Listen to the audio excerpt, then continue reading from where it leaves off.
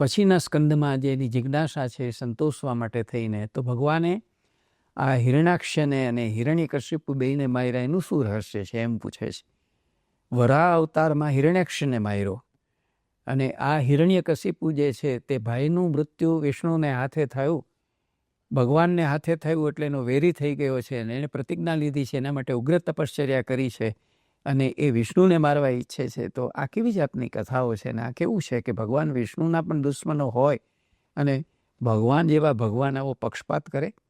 દેવો જે છે તેનું પક્ષપાત કરે અને જે અસુરો છે તેના તરફ પણ ભેદભાવ કરે, આવું કેમ કરે છે? ત્યારે કહે છે એવું નથી. પ્રભુને મન તો બધા જ સરખા છે, કોઈ દુષ્ટ નથી, કોઈ સજ્જન નથી, પણ સૌને પોતાના કર્મોનું ફળ તો ભોગવવું જ પડે છે. પ્રભુ તો ઉલટાનો સૌનો ઉદ્ધાર કરવા માટે એ પ્રેરિત હોય છે. એટલે જે હિરણ્યાક્ષ અને હિરણ્યકશિપુ રૂપે જે પેલા અસુરો જન્મ્યા હતા એ અસુરોમાંથી વરાહ અવતાર રૂપે એણે હિરણ્યાક્ષનો વધ કર્યો અને એનો મોટો ભાઈ હિરણ્યકશિપુ એને કારણે એનો દુશ્મન થઈ ગયો અને એણે પ્રતિજ્ઞા લીધી મા પાસે થઈને. એ કહે છે કે મા, મને તું તપશ્ચર્યા કરવા જવા દે, હું એવું ઉગ્ર તપસ્યા કરીને વરદાન પામીને આવીશ કે જેથી હું વિષ્ણુ જે છે એની સાથે બદલો લઈ શકું, મારા ભાઈની હત્યાનો બદલો લઈ શકું. માં એને જવા માટે અનુમતિ નથી આપતી, સમજાવટ કરે છે, તો પણ થોડો સમય ધીરજ ધરીને ફરી પાછો એ કહે છે કે મારું ખૂન ઉકળી ઉઠેલું છે, મને આ કરવું જ છે અને મને તું રજા આપ. એ માતા એને એ રીતે અનુમતિ આપે છે અને હિરણ્યકશિપુ છે તે વિષ્ણુનો વિરોધી, વિષ્ણુ જે છે તેને મારનાર કોઈ પેદા થાય એટલા માટે થઈને, પોતે એની હત્યા કરી શકે એટલા માટે થઈને ઉગ્ર તપશ્ચર્યાનો આરંભ કરે છે.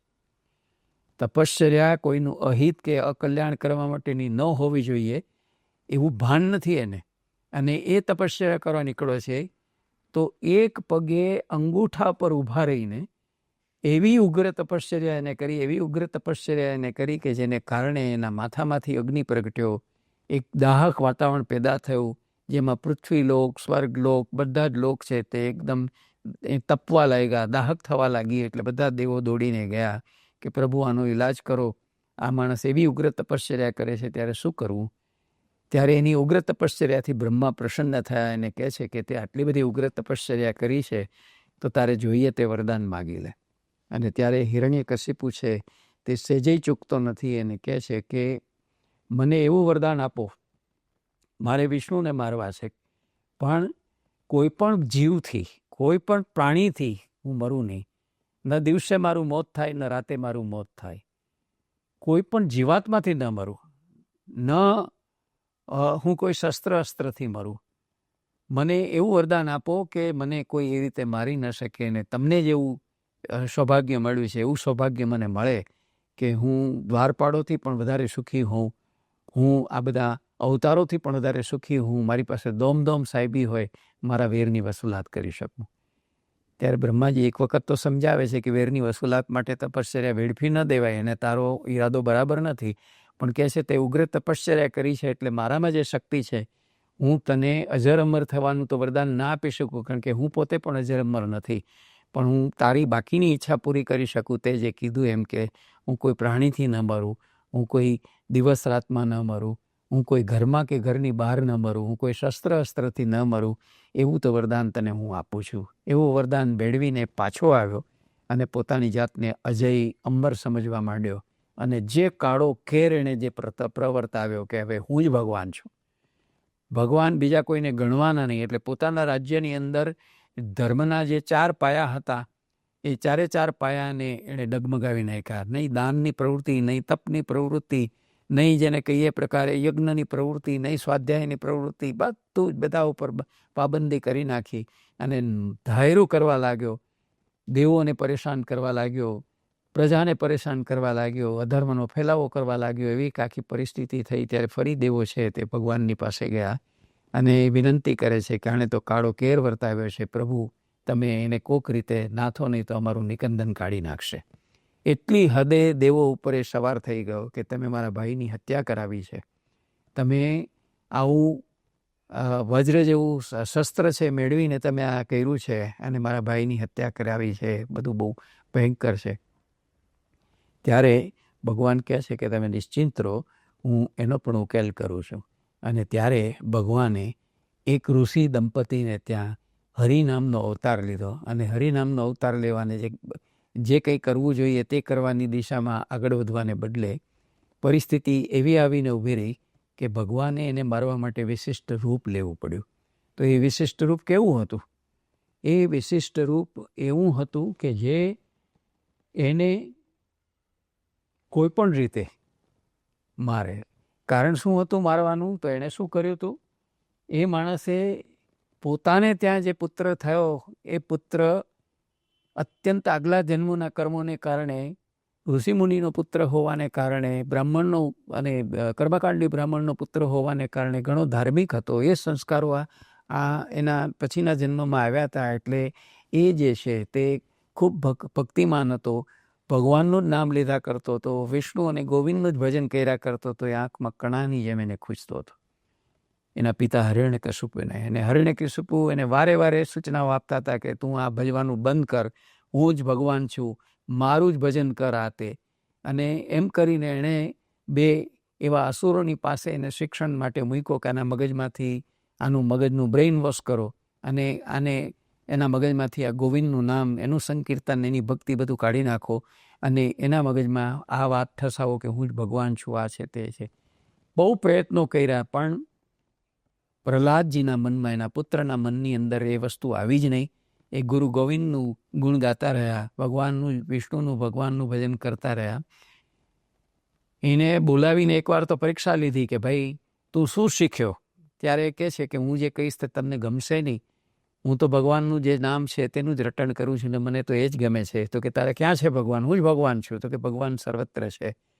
ફરી પાછા ગુરુને ચેતવણી આપીને મોકલે છે કે હજી આ છે તે ભગવાન ભગવાન કર્યા કરે છે, તમારે જે કરવું પડે એ કરો, મારી નાખવો પડે તો મારી નાખો, પણ એને મારા ઘરમાં મારો દુશ્મન પેદા થાય એ શક્ય નથી, યોગ્ય નથી, વગેરે વગેરે. અને ત્યારે ફરીથી બહુ પ્રયત્નો કરે છે અને છતાંય એ ભગવાનનું નામ છોડતો નથી. આખરે એના બે ગુરુઓ ડરને કારણે હિરણ્યકશિપુ પાસે આવ્યા કે અમારા તમામ પ્રયત્નો નિષ્ફળ જાય છે. એ વખતે ગુરુની ગેરહાજરીમાં બાકીના શિષ્યોને ભગવાનનું નામ લઈ ઉપદેશ આપીને પ્રહલાદજી શીખવે છે અને સમજાવે છે કે આ જગત અને આ જીવન છે તે ખોટું છે, ભગવાન જ સાચા છે. બાળપણથી જ આપણે છે તે ભક્તિમાં ઉતરવું જોઈએ. ભગવાનને પામવા માટેનો સૌથી સહેલો અને સુકર રસ્તો છે તે ભક્તિનો છે. અને જો અત્યારથી આપણામાં સંસ્કાર પડ્યો હશે તો જ આગલા જીવનમાં આપણા મોઢે ભક્તિ, ભગવાનનું નામ આવશે અને આપણે એમને વાલા થઈશું. ભક્તિ દ્વારા ભગવાનને વશ કરી શકાય છે, આપણો જન્મારો સફળ કરી શકીશું. બાકી આ આખો ભંગુર, દુઃખી થવાનો એવો આપણો આખો ફેરો હોય છે. માટે તમે આ સમજો. એની અસર પણ બાકીના બધા જ એના સહાધ્યાયીઓ ઉપર ખૂબ પડી. એનાથી ગુસ્સે થઈને હિરણ્યકશિપુએ પોતાના પુત્ર પ્રહલાદને મારવા માટે થઈને તમામ પ્રયત્નો શરૂ કરી દીધા. હાથીના પગ નીચે કચડાવવાના, પર્વત ઉપરથી એને ફેંકી દેવાના, એને બાળી નાખવાના, જાત જાતના એને મારવાના પ્રયત્નો કર્યા. પણ પ્રભુ જેની સહાયમાં હોય, સાચો ભક્ત જે હોય, પ્રભુ એનું રક્ષણ કરતા હોય છે. એટલે એનો વાંકો વાળ ન થયો કે કોઈ રીતે મર્યો નહીં અને ભગવાનનું જ નામ લીધા કરે છે. પિતાની સાથેની દરેક વાતમાં એ કહે છે કે તમે પણ સુધરી જાઓ, ભગવાન જ સાચા છે અને તમે વિષ્ણુ મંત્રનો જાપ કરો. ત્યારે બહુ ગુસ્સે થઈ જાય છે. એની પાસે આવેલી એની જે બેન છે એ પૂછે છે કે તું કેમ દુઃખી છો અને શું કારણ છે? ત્યારે પોતાની આ વીતકથા કહે છે કે મારો જ દીકરો મારો દુશ્મન થઈને બેઠો છે, મારા શત્રુનું નામ રટણ કર્યા કરે, જેનો મારે નાશ કરવો છે તે. ત્યારે કહે તું નિશ્ચિંત થઈ જા, મને અગ્નિ બાળી શકતો નથી, હું હોળી પેટાવીશ, મારા ખોળામાં લઈને એને બેસીશ એટલે ભસ્મીભૂત થઈ જશે અને તારું કામ થઈ જશે. તો કે એ સારો આઈડિયા છે. અને એટલા માટે થઈને હોલિકા એની બેન છે તે હોળી પેટાવી એના ખોળામાં પ્રહલાદને લઈને બેઠી. બન્યું એવું કે ભગવાને એટલી બધી સહાયતા કરી કે જ્યારે હોળી પેટી ત્યારે એના ખોળામાંથી બાકીના એના સહાધ્યાયો, બાળકો જે હતા એણે ખેંચી લીધો ધ્રુવને, અને જેને વરદાન હતું કે અગ્નિ ન બાળી શકે, હોલિકા એની અંદર બળી ગઈ, એ ભસ્મીભૂત થઈ ગઈ અને આ તો બચી ગયો. ત્યારે અત્યંત ગુસ્સે થયેલો, ક્રોધિત અને કુપિત થયેલો એવો હિરણ્યકશિપુ ઈચ્છે છે કે આ કેમ કોઈ રીતે મરતો નથી અને આટલી બધી એની અટલ શ્રદ્ધા છે તો છે કોણ આ ભગવાન? એટલે ખૂબ પડકારે છે એની સામે ખૂબ દલીલો કરે છે અને ખૂબ ધાક ધમકીઓ આપે છે.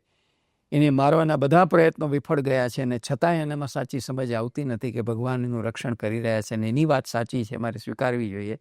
પણ અસુર અભિમાનથી છકી ગયેલો, અને એની સાથે સાથે જે ક્રોધ એનામાં છે, જે વેરની ભાવના છે એની અંદર, એ એટલી બધી ઉગ્ર થઈ ચૂકી છે, જેને પરિણામે સાચી વાતનું સાચું ભાન એને પ્રાપ્ત થતું નથી. ત્યારે છેવટે એક બહુ મોટો લોખંડનો થાંભલો છે એને ધગધગાવે છે, એને ખૂબ ગરમ કરે છે અને કહે છે કે તારો ભગવાન સર્વત્ર હોય એમ તું કહે છે ને, તો આ થાંભલો છે એ થાંભલાને તું બાથ ભર. મારે જોવું છે કે તારો ભગવાન તને કેવી રીતે બચાવે છે. આખો અગ્નિથી દગધગ તો કરી નાખ્યો છે. જેવો પ્રહલાદ એને ભેટવા જાય છે થાંભલાને, કે થાંભલાને ફાડીને એક વિશિષ્ટ અવતાર લઈને પ્રભુ પ્રગટ થાય છે, અને હિરણ્યકશિપુને ઉપાડીને એના રાજમહેલના મુખ્ય દ્વારના ઉંબરા ઉપર બેસીને પોતાના નખ વડે એનું પેટ ચીરી એના આંતરડા બહાર કાઢીને એનું મોત કરે છે. અને એને કહે છે કે તે વરદાન માંગ્યું હતું ને, કે ન મનુષ્યથી મરું, ન કોઈ જીવોથી મરું, ન પ્રાણીથી મરું, તો નથી હું મનુષ્ય, નથી હું પશુ. મારું અડધું શરીર મનુષ્યનું છે, અડધું શરીર પશુનું છે. નહીં દિવસે કે રાત્રે આ સંધ્યાકાળે તને મારું છું, નહીં ઘરમાં કે નહીં બહાર, તને વચ્ચે ઉંબરે મારું છું. અને નહીં કોઈ શસ્ત્ર કે અસ્ત્રથી તે એવું માગ્યું હતું ને, તો કોઈ શસ્ત્રથી મારા હાથમાં મારા નખ વડે તને ચીરું છું. તું મારા ભક્તને જો આ રીતે પરેશાન કરતો હો તો તને આ જ સજા હોય, એમ કરીને એનું ત્યાં વધ કરે છે. એ આખી વાત હિરણ્યકશિપુની અને પ્રહલાદની આખી વાત જે છે તે સુખદેવજી દ્વારા આખી વાત છે તે સમજાવવામાં આવે છે. તરત જ પરીક્ષિતજી પૂછે છે કે આ કથાનો હેતુ શું છે, શા માટે આ કથા છે તે મૂકી છે, ભગવાને આવી રીતે અવતારો કેમ લેવા પડે છે. ત્યારે કહે છે કે આ બધા ઉદાહરણો આવી કથાના જે લાવવામાં આવે છે તે એટલા માટે લાવવામાં આવે છે કે રાજાઓની કક્ષાએ પહોંચી ગયેલા, દોમદોમ સાહેબીમાં જીવતા, અને છતાંય જેમ ચિત્રકેતુને સંતાનની લાલસા હતી, એ એષણામાંથી, પુત્રેષણામાંથી બહાર ન આવ્યો, એના નસીબમાં નહોતું. ઋષિમુનિઓ સમજાવે છે એને, તેમ છતાં એ સમજ્યો નહીં, અને પછી એણે જે દુઃખ ભોગવ્યું પાછળથી એના કહેવાને કારણે, નારદજીના આશીર્વાદને કારણે એણે તપશ્ચર્યા કરી, એને સહસ્ત્ર ફેણવાળા શેષનાગજી પ્રસન્ન થયા, એણે શિવજી પાસે મોકલ્યા. તેમ છતાં એ ચિત્રકેતુ રાજા છે એને આવું એક સરસ મજાનું વરદાન મળ્યું, વિમાન મળ્યું. એમાં સરસ રીતે પ્રવાસ કરતાં કરતાં કેદારનાથ પહોંચ્યા, અને કેદારનાથમાં એક સભાની અંદર શિવજી બેઠા હતા, અને પોતાના ખોડામાં પાર્વતીને રાખીને બેઠા હતા. એ જોઈને વિદ્યાધર થઈ ગયેલો ચિત્રકેતુ છે પાછો હસી ઉઠે છે કે આમ દેવ કહેવાય છે ને, આટલી સભ્યતા એનામાં નથી. સભા વચ્ચે બેઠા છે અને પોતાની પત્નીને ખોડામાં રાખીને બેઠા છે. સ્ત્રી સાથેનો જે કંઈ વ્યવહાર હોય તે એકાંતમાં હોવો જોઈએ, આવી રીતે જાહેરની અંદર આવું નિર્લજ્જ વર્તન કરે છે. આ વાત પોતાની યોગ શક્તિ જાણતા પાર્વતીજીને બહુ ખરાબ લાગ્યું કે આવું અમારા વિશે વિચારે છે. ફરી એને શાપ આપ્યો ચિત્રકેતુને, અને એને પરિણામે એને ફરી પાછો નવો અવતાર લેવો પડ્યો, અને અસુર યોનિમાં જન્મ લેવો પડ્યો. આવું ચક્ર બધું ચાલ્યા કરે છે. આ હિરણ્યકશિપુ પણ આ રીતે અભિમાનથી ફાટીને ધુમાડે ગયેલો, અહંકાર એટલો બધો, અને દેવોને પરેશાન કરે, સ્વર્ગલોકને પરેશાન કરે, પૃથ્વીલોકના પોતાની પ્રજાને રેતને નુકસાન કરે, અને એની સામે જક્સ્ટાપોઝ કરીને ભક્તનું આટલો બાળ વયનો ધ્રુવજીની જેમ નાનકડું બાળક પ્રહલાદ, એની અડગ અને અફર એવી જે પ્રભુ શ્રદ્ધા છે, અને એની જે ભક્તિ છે, જેને પરિણામે ભગવાન એને ઉગારે છે. અને ત્યારે ભગવાન માફી માગે છે પ્રહલાદજીની, કે તારી ઉપર અનેક સિતમો તારા પિતાજીએ છે તે વિતાવ્યા, ત્યારે હું તને સહાય કરવા ના આવ્યો, પણ જ્યારે બહુ અંતિમે વાત પહોંચી અને અતિરેકે પહોંચી ત્યારે હું આવ્યો, મને ક્ષમા કરજે કે મેં વિલંબ કર્યો છે, મેં મોડું કર્યું છે, તું મને ક્ષમા કર. ત્યારે પ્રહલાદજી કહે છે, પ્રભુ ક્ષમા આપે ન માગવાની હોય, તમે જો મારી ઉપર પ્રસન્ન હો અને તમે મને જો ચાહતા હો તો એક કામ કરો, મને 2 સ્ત્રીઓથી બચાવો. તો કઈ સ્ત્રીથી બચવાનું છે? તો કહે છે, એક મારા કાન છે તે હંમેશા તમારું કીર્તન સાંભળતા રહે, મારે બીજો કોઈ ઘૂંઘાટ છે તે જગતમાં સાંભળવો ન પડે. મારી આંખ છે તે બીજી મારી સ્ત્રી છે કે જે એવી દર્શનેન્દ્રિય છે તે મને ક્યાંય કામનાના જગતમાં, મને ક્યાંય વાસનાના જગતમાં ખેંચી ન જાય. પ્રભુ મને એવું વરદાન આપો કે અહોનિશ હું તમારું દર્શન કર્યા કરું, હું તમારું કીર્તન સાંભળ્યા કરું, તમારું જ રટણ કર્યા કરું, મારે એ સિવાય જગતનું. તું કે તું ધ્રુવજીને જેમ કહેવામાં આવ્યું હતું તારે જોઈ તે માગી લે, પેલા નચિકેતાને જેમ ઉપનિષદની વાર્તામાં કહેવામાં આવ્યું હતું યમરાજ દ્વારા તારે જોઈએ માગી લે.